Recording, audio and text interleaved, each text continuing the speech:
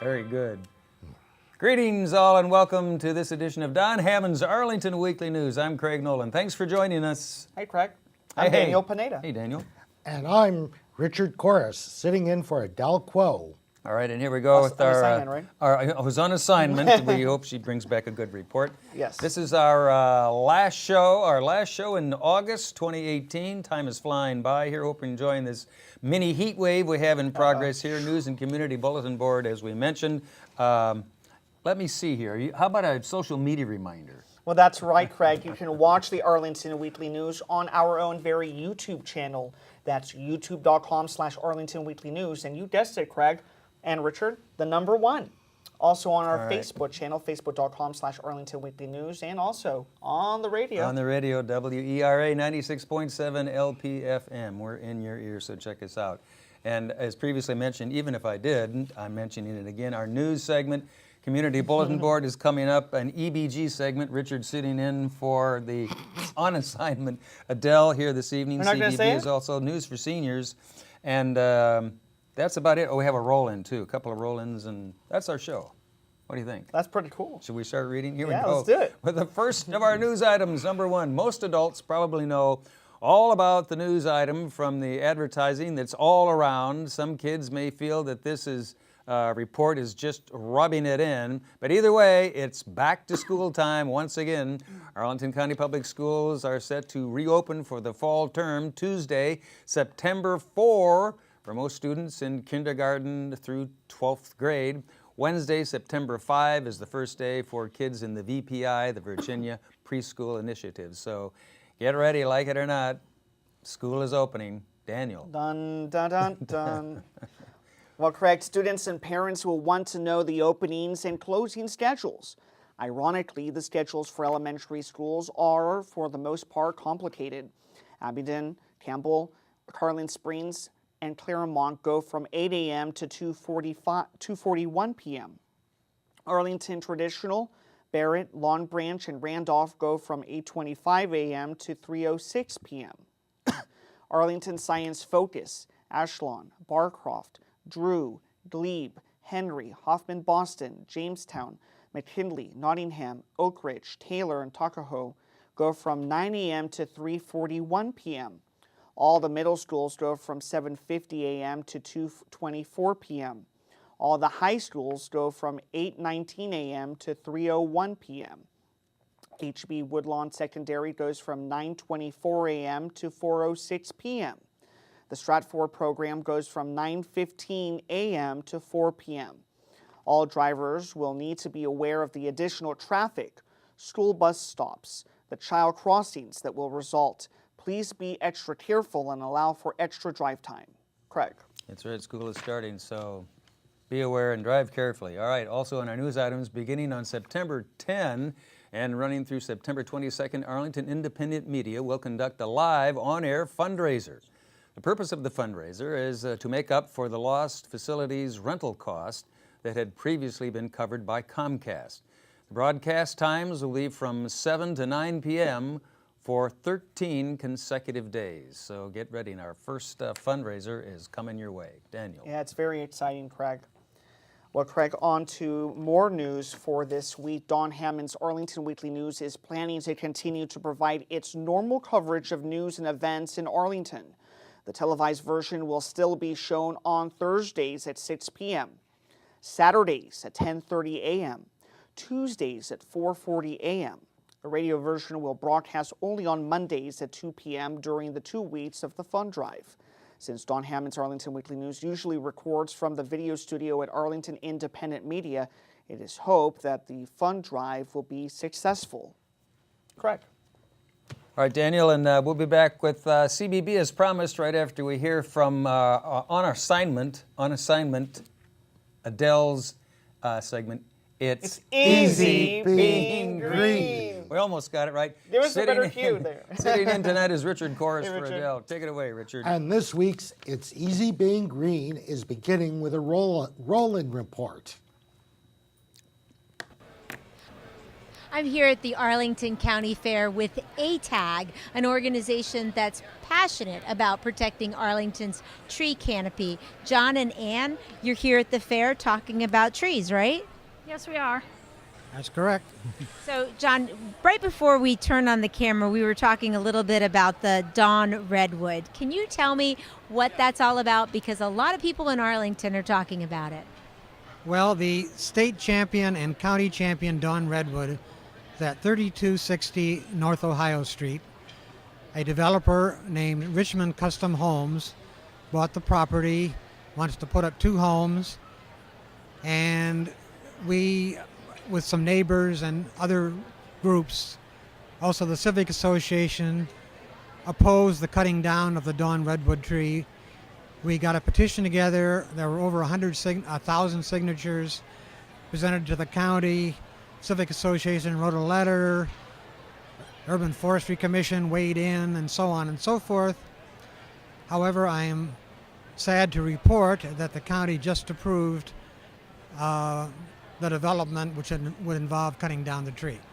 And that is very sad. And it's not the first time that a champion or a stately tree in Arlington has been taken down. But something about this particular tree and this movement has really galvanized Arlingtonians. And have you seen a difference? Yeah, I've seen a difference. We've gotten a lot more, maybe with the advent of activism online. I think that's helped a lot. We've had a couple of petitions. Seen a lot of younger people get involved too, and just I've done some door-to-door canvassing, and maybe, I don't know if we've hit a tipping point, but I think people are just wanting to see a different approach to tree conservation, not just replacing trees that are being taken down during construction. And we put a lot of stress on our trees here in Arlington. I mean, obviously now with some extreme weather, we're recognizing some of the other benefits of having stormwater managed through our trees. Do you feel like Arlington County is giving enough attention to this issue? No. We're going to probably write a letter in the near future to the county detailing what additional steps we think the county can be taking. We don't think they're taking full advantage of the existing legal authority. It is no question that Virginia is a very strong property law state. The owner does have control over their property, can cut down trees unless there's a reason not to. The Dawn Redwood happened to be in a resource protection area. We thought that would give it a good chance, but it turned out not to. I don't know the full county rationale. I can't speak for them. I do know that in recent years, ATAC is only like 4 years old itself. I'm also a tree steward. I've been working as a tree steward for about 10 years. And I'm seeing, the concern getting bigger and bigger. More and more houses are being torn down. Every lot seems to be clear cut. Why is that? We don't understand. Well, I think one thing that's happening around the nation, especially in urban areas, is they're starting to quantify the real value of trees. So, Ann, can you talk to us about some of the things that people who might not know further about trees, why it's so important to preserve our tree canopy? I think there's a lot more awareness about the tree's role in helping combat climate change. Trees sequester carbon. Carbon has been increasing. That's part of a contributing factor to climate change. They provide habitat to wildlife, so I think that's also very important. You want to see diversity of wildlife in your environment, also your built environment. There's a lot of wildlife even in the urban area. We don't want to see that wiped out.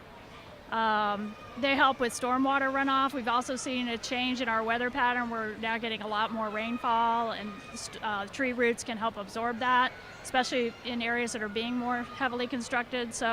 And my understanding is that homes are more valuable and their properties carry more value if they have trees on them.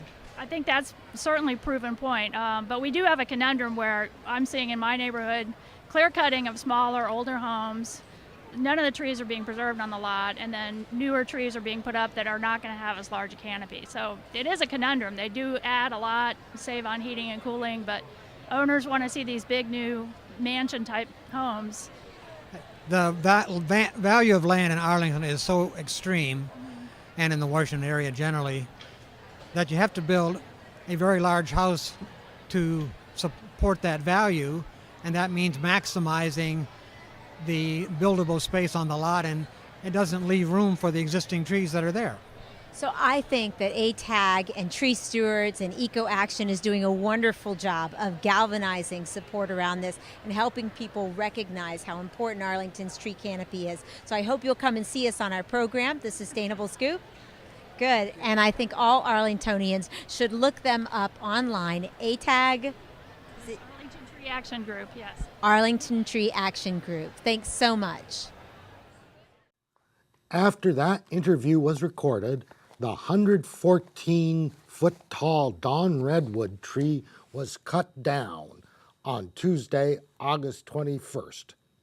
Online reactions to the news were mixed. Some commentators blamed the county board for failing to save the tree. Others pointed out that the tree's removal was the decision of the new owner of the property and recommended a boycott of the organization.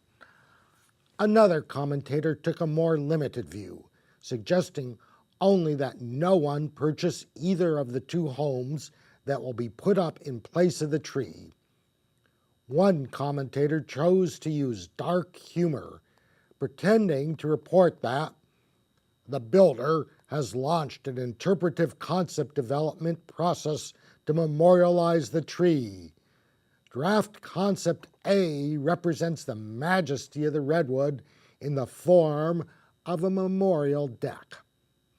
Draft Concept B envisions a series of Adirondack chairs and side tables. Draft Concept C proposes a ceremonial bonfire and marshmallow roast. There were also opposing opinions. The tree is on private property, and the owner has every right to cut it down. Also, may he who has never burnt wood cast the first stone. Still others proposed somewhat belated solutions. Why don't the environmentalists use their own funds to buy a property containing the tree? A win-win for all concerned. Also, the county board could have easily purchased the house and torn it down to create open space and save the tree. Neither of these last two solutions stated where the money for purchasing the property was supposed to come from. The environmentalists' commentator assumed that they were collectively wealthy enough to pay the owner a sum greater than the anticipated profits from the construction and sale of two homes. The county commentator did not acknowledge that the current budget shortfalls have already resulted in reductions to county-provided services. In any event, Ross Richmond, president of Richmond Custom Homes in McLean, ended the matter swiftly by ordering the removal of the tree. None of these commentators mentioned an emotional thought. The tree was a healthy, living thing that was expected to last another 400 years. It's easy being green, but it can be sad sometimes. Now, Community Bulletin Board with Craig. All right. And Daniel. Thank you. Thanks, Richard. Nice thoughts on that Dawn cedar redwood. Well, there are other trees in Arlington. Hopefully they can save some of them. Here we go now, as promised, CBB Community Bulletin Board file. The County Board is preparing to consider the park master plan for 4 Mile Run Valley. Accordingly, the Department of Parks and Recreation will be hosting an in-person open house, an open house style meeting where participants can learn more about the master plan before it is presented to the board. This event will be held on Wednesday, September 5 from 6:30 to 8:30 p.m. at the Parks Operation Building located at 2700 South Taylor Street. To learn more, go to this website, should be on your screen now, projects.arlingtonva.us plans-studies/4 Mile Run Valley. Check that out. It's on the web there somewhere. All right, Daniel, your turn. I think Hef's going to be really proud because you didn't have to say take two in that when you were reading that email. Take 3. 5. Well, here's an event for families with children ages 4 and up. It's called DIY Instruments for Kids, and it's a chance for them to create their very own musical instrument. Once the kids have made their instruments, they will be able to play the new instruments and dance to music. Since one of the planned instruments involves the use of small bells, a possible choking hazard, the activity is not recommended for very small children. That's on Saturday, September the 8th from 1 to 2 p.m. at the Westover Branch Library, located at 1644 North McKinley Road, Suite 3. They can be reached at 703-228-5260. All right, Daniel, some information now for you birders or potential birders. As the weather starts to cool off a bit, well, you may not feel that way with this latest heat wave here. It's getting to be a good time to take a walk outside. You might try joining members of the Northern Virginia Bird Club for an informal walk through Long Branch and Glen Carlin Park, where you just might spy some resident and migratory birds. If you have binoculars, bring them along. If you also have a field guide, much better, bring that too. That's coming up Wednesday, September 5, from 8:30 to 11:30 in the morning at Long Branch Nature Center at Glen Carlin Park. They're located at 625 South Carlin Springs Road. Beginners are also welcome, but this event is recommended for adults age 18 and older. However, you don't have to be a real bird to participate. Daniel. Good one, Craig, good one. And I know you know about That's this. what it said up there. And Craig, I know you know about this, but just a reminder, there's still plenty of live local music scheduled That's at right. the Arlington Mill Farmers Market. Upcoming acts include Petty Indulgences on September the 8th and UMC on September the 15th. September the 22nd is a mystery for now, but we'll sure to update you when we know. That all takes place on Saturdays from 10 a.m. to 1 p.m. at 909 South Dinwiddie Street. Free garage parking is available, so no excuses there, Mr. Nolan. You have to go now. I like the one, the TBA. Yeah. I could fill in there.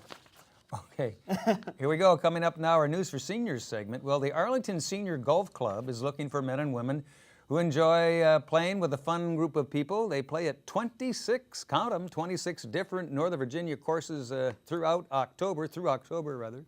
Greens fees, including carts, are very reasonable, and they vary each week depending on the course that you're playing, where you're playing. For more information, contact Membership Chairman Dennis McDonald at his email, should be on your screen there, dkmcdonald@AT&T.net. Daniel. I love that email, right? AT&T. AT&T.net. Well, senior ice skating is held weekly at the MedStar Capitals Iceplex at the Ballston Mall. There is plenty of parking on level 8 in the parking garage for a cost of only, you guessed it, $1, not free, but $1. The rink fee is $1, which includes skate rental. Skate days include Mondays, 8:10 to 9:20 a.m., Wednesdays, 8:30 to 9:30 a.m. If you need any more information, just give them a call. That's at 703-228-4771. And Daniel, also in News for Seniors, the Langston Brown members of the Northern Virginia Encore Chorale meet weekly under the professional conductor and founder of the Encore Chorale, Gene Kelly. No audition is required to join the group, only a love of music and singing. Each year, the chorale presents a holiday concert to the community for free. The rehearsals begin Tuesday, September 4 and run through December 11 from 1:45 to 3:15 in the afternoon at Langston Brown Senior Center at 2121 North Culpeper Street, right there at the intersection of Culpeper and Lee Highway. The fee, however, is take 2, take 3 or 4, $150 for 15 sessions. For more information, give them a call at the number on your screen there and in your ear now, 703-228-6300, and check their website, www.encorecreativity.org. Daniel. And talking about creativity, I love the next one. It's called Being Mortal. Seniors are invited to a free screening and discussion of the PBS Frontline film Being Mortal. based on the best-selling book by Dr. Atul Gawande. It explores the hopes of patients and families facing a terminal illness and their relationship with the physicians who treat them.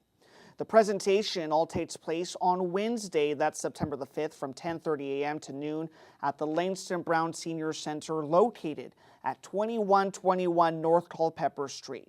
For more information, Craig, just give them a call at 703-228-6300. All right, I'm jotting that down. That sounds like a good one. And also on our News for Seniors file, I forgot my News for Seniors glasses. Almost forgot it. That's what it looks like. Find out if you're getting the most from Medicare from a Medicare counselor with the Virginia Insurance Counseling and Assistance Program. If your medical needs, financial situation, or medications have changed over the last few years, you may benefit from hearing about updates and benefits and upcoming changes. There'll also be time for Q&A afterwards. That's coming up Monday, September 10, from 10 to 11 in the a.m. at Walter Reed Senior Center, 2909 South 16th Street. To register and get more information, give them a call at the number on your screen, 703-228-0955. And as always, thanks to Judy Masabny of OSAP for helping us and sending us these announcements. Thank We you, appreciate Judy. it. Thanks, Judy. We'll be back with sign-off and bye-bye after Miriam Gennari and her guest. Here's Miriam. One of the prides of Arlington County is the talent that we attract to work for county government. Joining me right now is Miriam McBride. She is the Bureau Chief for the Department of Environmental Services, and I am so thrilled to talk with her. Welcome, Demetra. Hi, Miriam. Thank you so much for sitting here. And I know that you have been doing an interview with the air team and now coming over to the stormwater team, which is the second part of our bureau. Well, this is an important part of Arlington County's sustainability plan. So you've been here in Arlington for 5 months. First question I have is what attracted you to Arlington? I'm originally from the East Coast. My family is on the East Coast, so I wanted to move back closer to them. I was in California for 8 years. This position opened up, and the more I read about Arlington, the more it was really a magnet for me. Because, for example, this is the nation's only LEED certified platinum community in the entire United States. I did not know that. It's exceptional, and it's exceptional because they're firing on all pistons. They're smart on transportation. They're smart on land use and development. They're smart, super smart on energy. They're really looking at a very strategic approach to their stormwater, zero waste energy, electrification of transportation. So there's so much going on right now, and to have a wealth of talent like you have here in Arlington, I couldn't resist. So I was very happy when I got the invitation to join the organization. So we're very happy you're here, and right now we're talking about stormwater here at the fair today. Why is that such an important issue to Arlington County? Stormwater is important because there is a system that is old. It's a system that is undersized for the population that you currently have. And it's a system that has certain vulnerabilities and inadequacies simply because of age and because the community has outgrown it, essentially. At the same time, you've had a lot of development, which is great, and urbanization. You also had, back in the 40s and the 50s, a practice that we wouldn't do or wouldn't implement today, which was you had a natural storm system, management system of river, marine, and creek systems. And in the 30s, 40s, and 50s, they had an approach of, well, we'll just concrete over them and underground them, and we'll build on top of them. So really, you've closed off a lot of the natural system. You've urbanized, so there's a lot of impervious, space going down and in surface. And unfortunately, there's also been some changes in volatility of the storm cycles. And as you noticed this past year, probably, there was a greater frequency, there was a greater intensity, and there was a longer duration of those storms. So with so little ground soil left to perk and absorb that water, it's a challenge. But again, we're looking at a very, very strategic approach to it. We're looking at a full asset inventory, and we're looking at a risk management approach that's going to allow us to really strategically apply those dollars that we have at a very high-performing, cost-effective, basis. And you know what, stormwater, these issues, they're an investment. Are you feeling like Arlingtonians that you're talking to understand the importance of it? Maybe more so because of the weather we've had recently, but in general, that they care about this issue and they understand that we need to invest? I think that unfortunately the weather cycle that you just had in this past year focused a lot of maybe not the initial type of attention we would like on it, but again, it's also been very inspiring because we've gone back to the drawing board and we're really unraveling and reopening up the box of conventional tools and conventional approaches. So we're going to be working with a number of civic associations later on over the course of the next 6 to 12 months. And we're going to test drive those, and the community seems very engaged. And the one thing that I will say is I've worked in places like Los Angeles where there's a lot of reaction and there can be a lot of anger, and the thing that I'm noticing here is that when you go to speak to the civic associations, everyone's engaged, everyone's curious, everyone absorbs. They're very dynamic in a room, they ask great questions, and they also challenge you to be better. Well, I think that here in Arlington, our lifestyle has to do with sustainability. The value of our home and our property and the future of our community is all of the things you're focusing on. So I hope you'll come back to see us at the station and talk more about your work here in Arlington. I would love to. Thank you so much. Enjoy the rest of the fair. I have stimulated the local economy while I've been here today. I've done a little of that, but that's with eating. Anyway, thanks so much. Back to the news desk. All right, thanks, Miriam. Thank you, Miriam. Another edition of Sustainable Scoop down there at the Arlington County Fair. And that's a wrap. Anything else to add before we go? I was just going to say Miriam doing double duty. Double duty She's tonight. everywhere in this news program. Wish we could have saved that tree. Yeah. Well, there are others. Well, Maybe. I want to say that it's a cruel, cruel summer, and it's just too damn hot. It is that heat super wave. hot, We got a yeah. mini heat wave going here. We hope you're burying up under the heat wave. Supposed to cool off a little bit this weekend, but some rain is on the way. It was so great when it did actually rain, because then there were a couple of days where it was nice and cool, but now we're back to the humidity, nice back weather to August. Yeah, really. Nice weather is coming for sure, I think, but, well, we got to go. That's it? That's That's it. all? So thanks for watching this edition of Don you. Hammond's Arlington Weekly News. Next week, if you're out there, we'll be here and we'll try it all again. Have a safe week. Bye-bye.